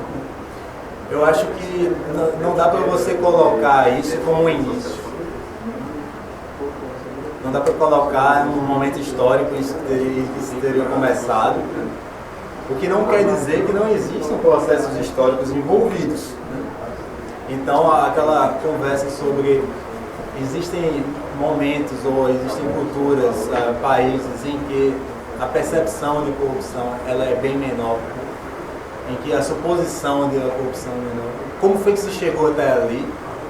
E em alguns momentos isso não é tanto assim, né? Como foi que se chegou a um estágio que está mais crítico? É claro que tem processos históricos envolvidos, né? Mas eu acho que o nó, o X da questão, está presente, não importa esse momento histórico aí, A, B ou C, né? Mas sim alguma coisa do que seria o somos todos corruptos do título, como somos todos potencialmente corruptos, não quer dizer que sejamos sempre corruptos. Não quer dizer que sejamos em todos os momentos ou sistematicamente corruptos, mas eu diria que somos todos potencialmente corruptos e isso não parece ter um início, isso não parece começar em algum lugar, mas é algo que carregamos. Rapidamente, foi feito até, não foi falado na questão da dissonância cognitiva, que o Flávio poderia falar até mais do que eu, mas o termo da dissonância cognitiva é basicamente quando você tem dois fatos contraditórios dentro da sua experiência, e aí você acaba ignorando um ou outro em nome do seu equilíbrio emocional, por assim dizer. Por exemplo, não tem a ver diretamente com o tema, mas quantos de nós não nos submetemos a coisas na faculdade que não chegaremos nem perto de fazer em casa?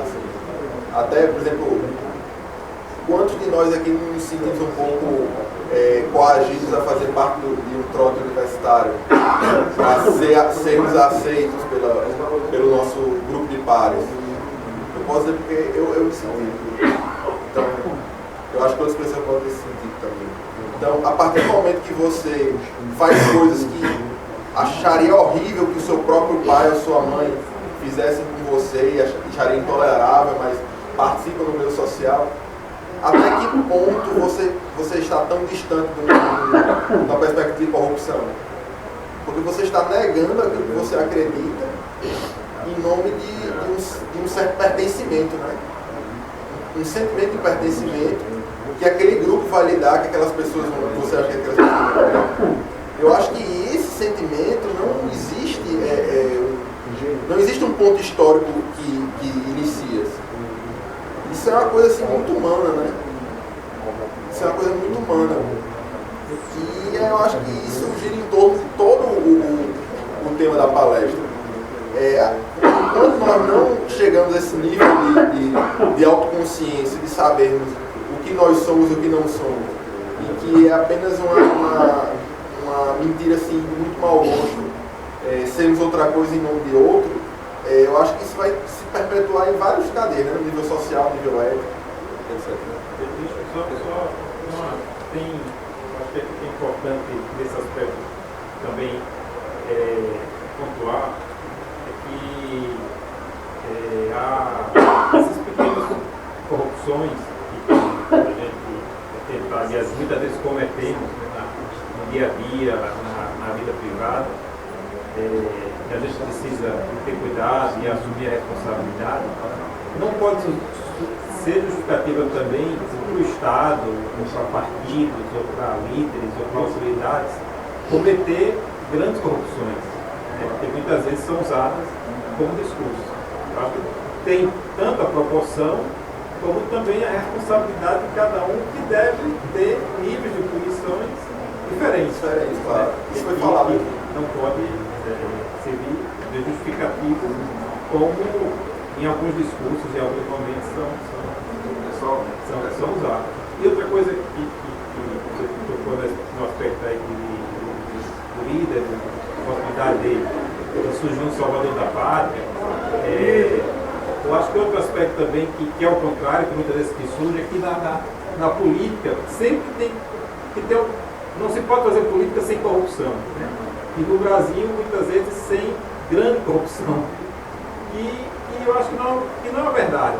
Quer dizer, aliás, a falha na política, como em toda atividade humana, sempre vai existir. Mas é possível fazer política com uma certa coerência, pelo menos. Claro. E tem são exemplos históricos disso, né? Inclusive no Brasil, né? Nós tivemos pessoas que hoje talvez seja difícil a gente imaginar alguém que a gente possa servir de referência em atividade na política do Brasil, mas tem pessoas que conseguiram fazer desses estatutos, não diria sem falhas, mas que conseguiram fazer política e exercer liderança com probidade, pelo menos, né? Não, claro. Não isso... que não tenha cometido falhas, mas a gente pode lembrar, você pode concordar ou não, das mesmas. O Barbosa, aqui na boca a gente pode lembrar de algumas.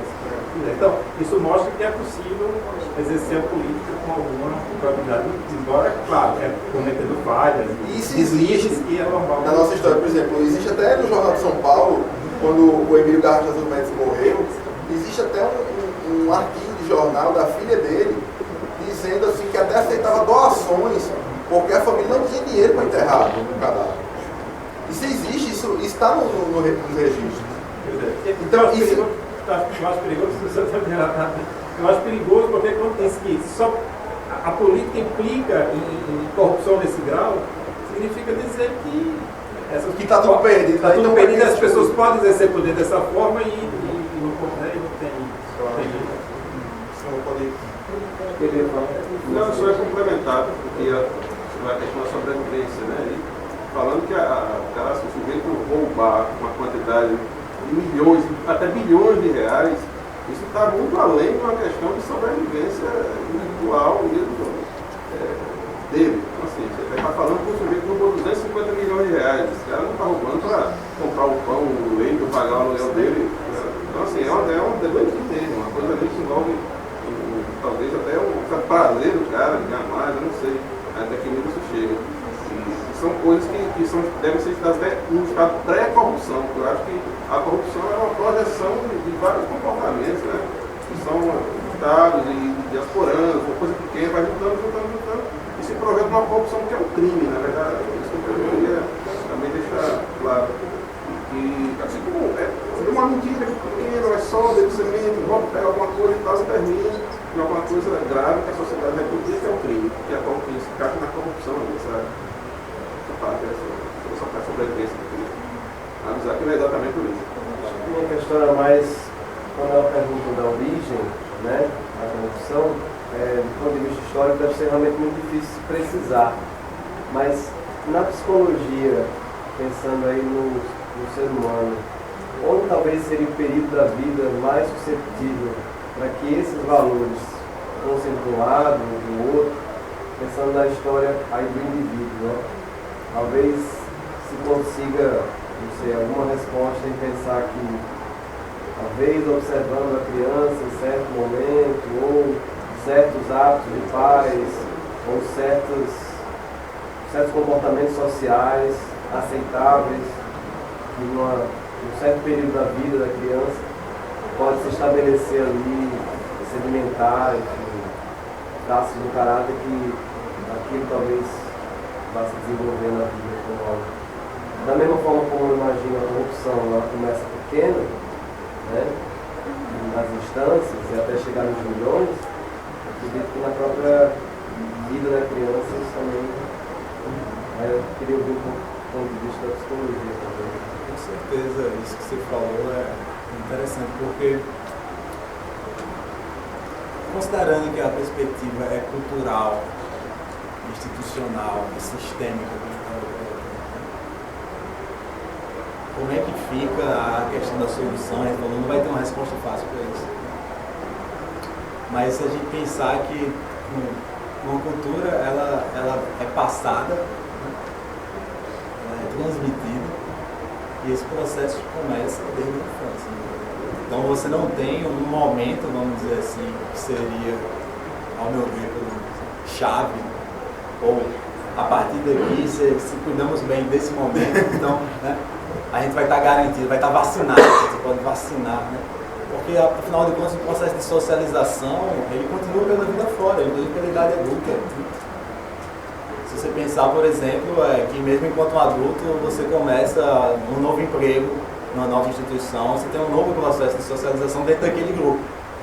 Então, assim, os processos de interação social, de influência, né, eles estão em toda hora, eles estão funcionando e uma pessoa não precisa estar, vamos dizer assim, definida uma vez por todas na vida. Então você tem que, na verdade, todo momento é momento em que você pode, de alguma maneira, estar sendo influenciado, influenciando e mudando, né? Mas é claro que toda a perspectiva cultural aponta para uma importância também, um dado especial na infância, né? Como um momento formador, diferenciado, vamos dizer assim, dos outros. Isso não seria garantia de nada. Mas o que eu acho que é interessante é isso, ou seja, que mudar uma cultura envolve muita coisa. Mudar uma cultura, se a gente encara isso como uma cultura, não dá para pensar que uma pessoa pode resolver uma cultura. Não dá para pensar que um indivíduo pode mudar um quadro sistêmico. Eu acho que isso é o que eu acho que é importante. E que cada uma dessas coisas pode se somar para influenciar, claro, indivíduos, se somar e influenciar a cultura. Mas fundamentalmente é uma questão coletiva.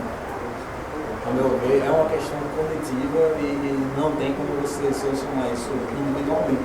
Agora, para retomar o que tinha sido colocado mais ali, uma das coisas que eu anotei aqui na minha cola para a palestra foi apontar um enraizamento profundo da corrupção não significa desresponsabilizar o indivíduo. Não significa desresponsabilizar o indivíduo. Se a gente lembrar lá da situação do Milgram, e afinal de contas, o indivíduo ele poderia ter se negado, inclusive, o primeiro choque. Então, não é porque você tem uma pressão global que, obviamente, tudo se justifica, né? Não é nesse sentido. Né? A minha fala não é nesse sentido. Nós somos responsáveis, inclusive, pelo que fazemos sob a influência de outros. Nós somos nós, né? Nós somos responsáveis também. Mas também não implica cair no fatalismo.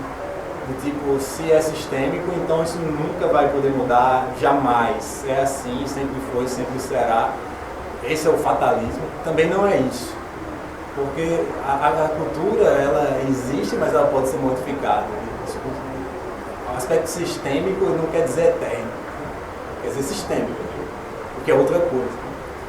E também não acho que isso seja justificar ou considerar aceitável toda e qualquer corrupção.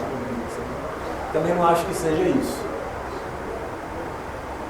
Mas a verdade coloca, vamos dizer assim, problemas sobre como a gente vai enxergar esse assunto, no meu ver, tudo isso que a gente conversou, mas não acho que seja considerar aceitável e justificável.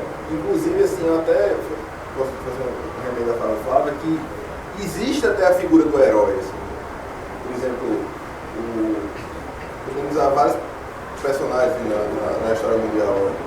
O São Maximiliano Maria Kolbe, ele começou um jornal na cidade dele que ele pedia para um amigo fazer a impressão.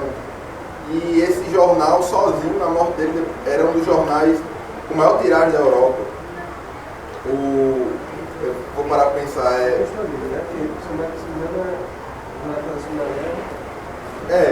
Exatamente. Mas porque o nosso tempo é curto, não dá para entrar na fala das pessoas, mas, por exemplo, a figura como Karol Wojtyła e João Paulo II, eles seriam das figuras-chave para o partido de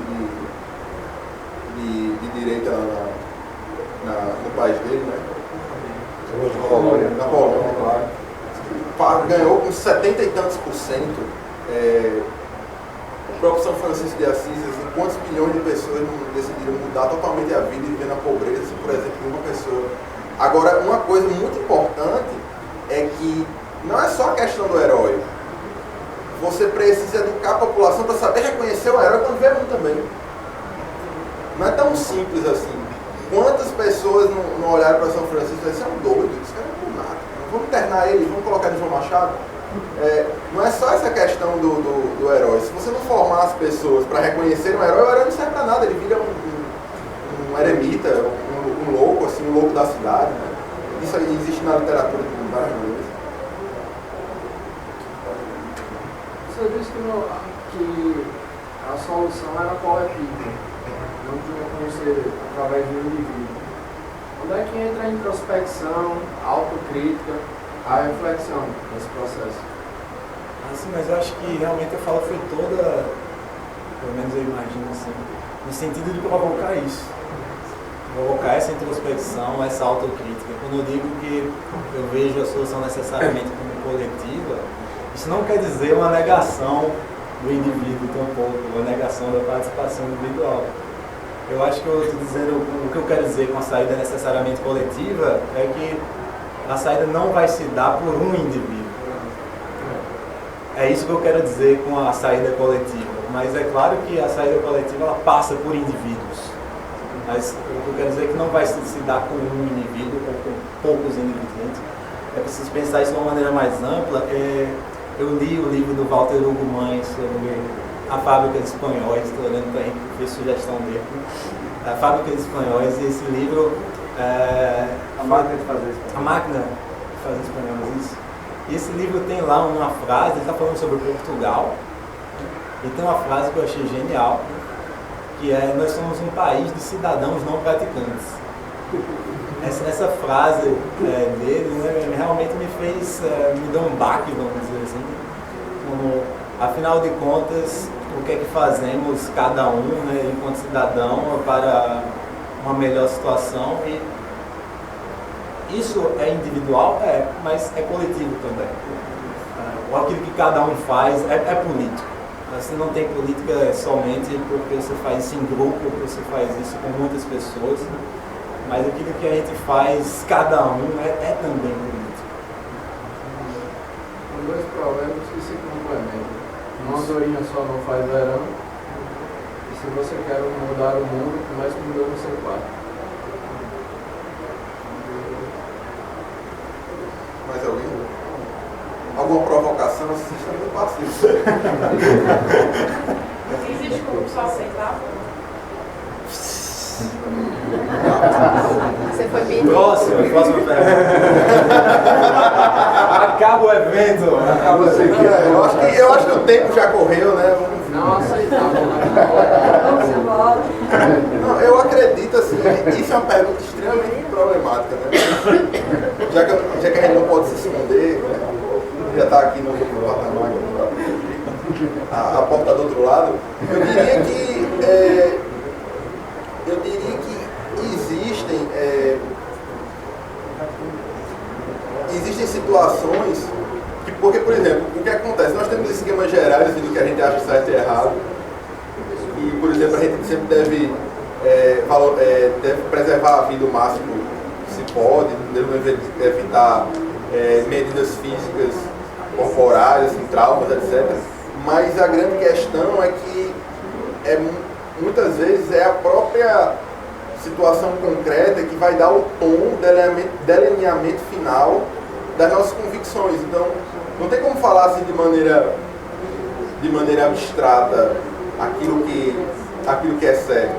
Né? Até, sei lá, se Aristóteles e São Tomás de Aquino eles nunca saíram do panorama universal para aplicar princípios imutáveis no nosso mundo concreto, na situação. Então, quem seria eu para fazer isso? Mas eu acredito que não existe uma situação fácil, não existe uma saída fácil para isso. Porque, em certo momento, assim, por exemplo, você é um pai, e você tem um filho que acabou de cometer a sua primeira infração. Assim, ele viu que o colega dele tinha um aviãozinho que ele gostava muito. E ele queria ter o aviãozinho, sendo que o aviãozinho já tinha esgotado e tal. Você até deu dinheiro para ele comprar, sendo que não tinha mais na loja. Aí o seu filho vai lá e pega o aviãozinho. E chega com ele para casa e você vê. Assim, me explica assim, será que, até mesmo seguindo uma corrente psicológica, será que existiria uma saída fácil para isso? Você sabia, não, você deve punir, ou você deve ter uma conversa com ele, no caso de homem para homem, e dizer assim para ele, qual seria a saída mais fácil? Eu não sei. Quem é o menino, primeiramente, né? Não existe uma saída abstrata. O que você deveria fazer? Você deveria dar uma lapada na cabeça do menino, começar a chorar, ele saber fisicamente a gravidade do que ele cometeu, você deveria dizer isso para ele. Então, eu estava fazendo com o Patrícia aqui, eu estou interessante sobre isso. Aqui, voltando para fazer, a corrupção é crime. Então, o crime, nem sempre, ele é antiético ou é moral. Isso aqui é o fim da questão. Justamente. Aí você tem que fazer essa separação. Então, assim, você tem situações que são criminosas, e aí entra com a corrupção ou outro, só que são aceitos pela sociedade como não sendo coisas. O aceitável é um padrão, é um parâmetro específico de uma dada cultura. Então isso não é justamente um padrão ético ou metafísico, é justamente um costume. Quando tem essa situação, a sociedade dele está sendo impaciente e tenta não faz nada. Uma situação que está falando pela criança de abortamento, aborto aí na legislação brasileira é crime, infelizmente. Só que aceitável pela sociedade, a maioria em geral, do ponto de vista médico, ninguém na delegacia denunciar uma mulher que abortou ou ser presa. Na verdade, de 1 milhão de abortamentos que nós temos, tem 5 ou 6 mulheres que foram presas em 5 anos, uma coisa altamente fora. E do ponto de vista moral, é questionável. Então, o que acontece é que nem sempre é essa sintonia. Então, a corrupção, por exemplo, você tem uma gente que para salvar uma vida de uma criança, então, enfim, uma série de Deus. Mas o núcleo da questão é exatamente esse, é a legalidade e a ética brigando com isso. Quando você pergunta assim, se é tolerável, aí tem 2 pontos. Tolerável do ponto de vista moral ou tolerável do ponto de vista legal? Porque do ponto de vista legal, se você for pego, não tem esse de tolerar ou não. Crime é crime. Do ponto de vista moral, aí você vai ter um monte de outros variáveis e tal, até o próprio nível de evolução moral da sociedade. Mas é legal os pontos de vista, não tem que ser. Não, mas é que A questão aí é da aplicação do princípio geral. Só para exemplificar essa situação. Legal. Porque o princípio da defesa é um princípio legal. Então, eu estou falando, tem 2 coisas, o legal e tem o moral. Você, às vezes, a coisa é legal ou é ilegal e não tem a correspondência na moralidade. Então, quando você pergunta, é aceitável o princípio moral ou aceitável o princípio legal? Aí depende. Do ponto de vista legal, você vai brigar com o juiz. Você vai lá, vai jogar defesa, vai lá, essa não, tá bom. Do ponto de vista moral, é você e seus pais.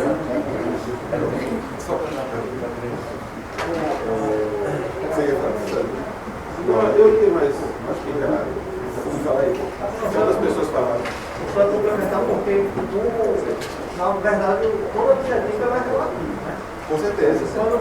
E aí você corrupto em relação. Quando você falou dos policiais que eles cobravam R$2.500 para passar na estrada. E aí eu acho que ele passou na cabeça de todo mundo aqui, nossa, esse cara corrupto, cobrar R$2.500 e tal. Mas quando ele foi falar o argumento dele, nós somos corruptos não, porque tem gente lá cobrando sempre muito. E aí eu acho que fica pior ainda quando esse relativismo se quebra. Por exemplo, quando tem gente hoje que coloca nosso partido, não vou citar nome, mas roubou R$1 bilhão, mas você joga papel pelo carro, ou seja. E aí se o relativismo é ruim, se essa relação da corrupção é ruim, quando você quebra esse relativismo, ainda fica pior ainda. Porque você fica imaginando, rapaz, será que se eu jogar o papel pela janela do meu carro, eu sou tão corrupto quanto o cara que roubou R$1 bilhão da merenda das crianças? Isso é porque não dá R$1 bilhão, mas você fica imaginando. Então, a gente tem que ser muito nisso, né? Tudo é relativo. É justamente isso, até um ponto importante que ia passar despercebido se ele não tivesse falado, mas a corrupção, ela só existe dentro de um padrão absoluto de conduta ética, de um parâmetro universal. Se você acreditar numa ética de relativista que tudo depende do que existe ao seu redor, não existe corrupção, entendeu? Porque a sua conduta sempre ia estar legitimada pelo que outra pessoa já fez. Mas veja bem, uma coisa é relativização, outra coisa é gradação. Não, exatamente. Então, não, mas eu acho assim, que relativização é errado.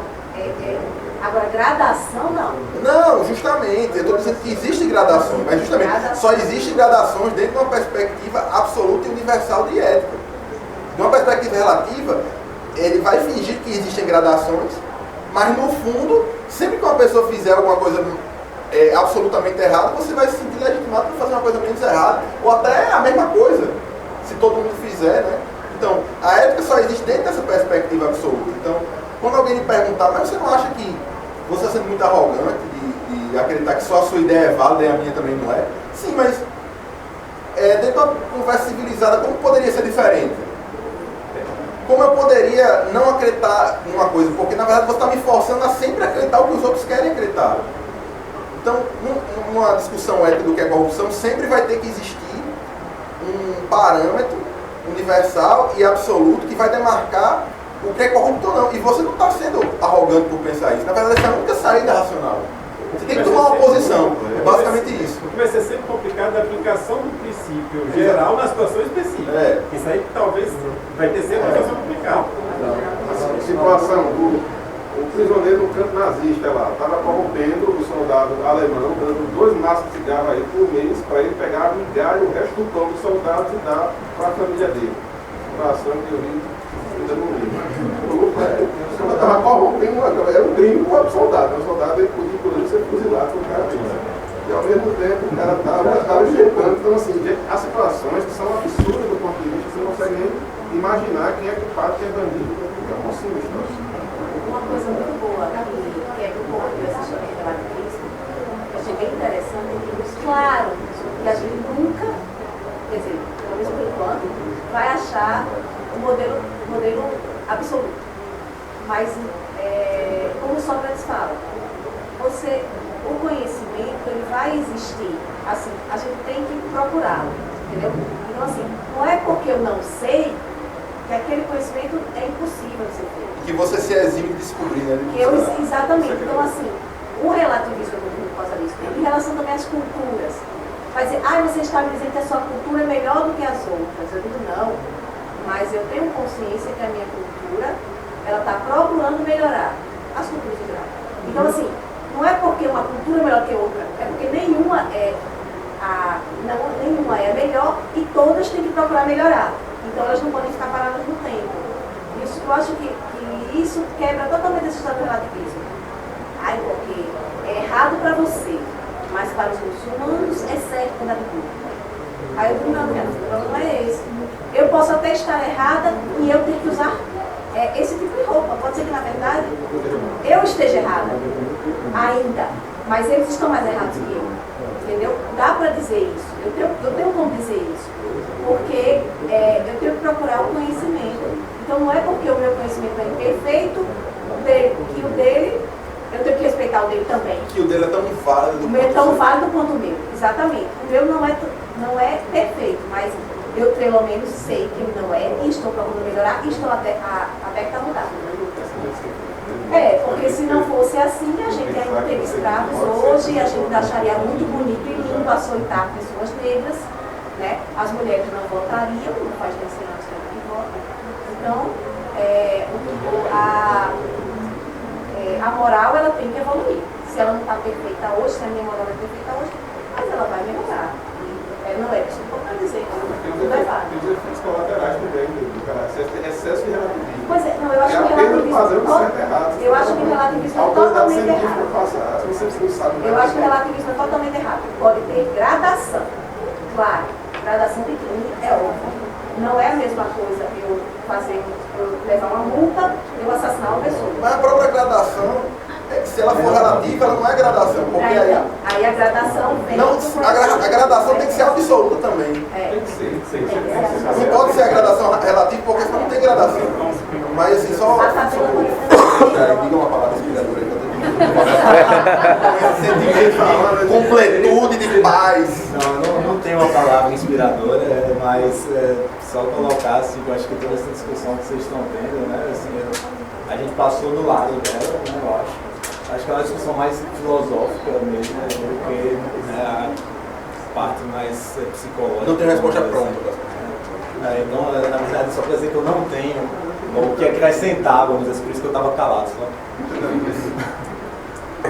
Deixa eu fazer uma pergunta. Seria certo se juntar um presidente do parlamento corrupto para derrubar a chefe de um Estado totalitário? Rapaz, eu vou deixar essa pro chefe. Responda aí, chefe. Posso responder, não, eu cheguei agora. Eu sou da época do capitalismo, eu não Meu malvado, a resposta vai ser o seguinte, meu malvado favorito. Mas eu acho que é época capitalista. Quando você está procurando certo e errado uma coisa, você deve procurar qual a resposta vai causar menor sofrimento para o maior número de pessoas. Entendeu? Então essa é a resposta. Não, eu entendo. Vamos dar uma salva de palmas para o nosso palestrante.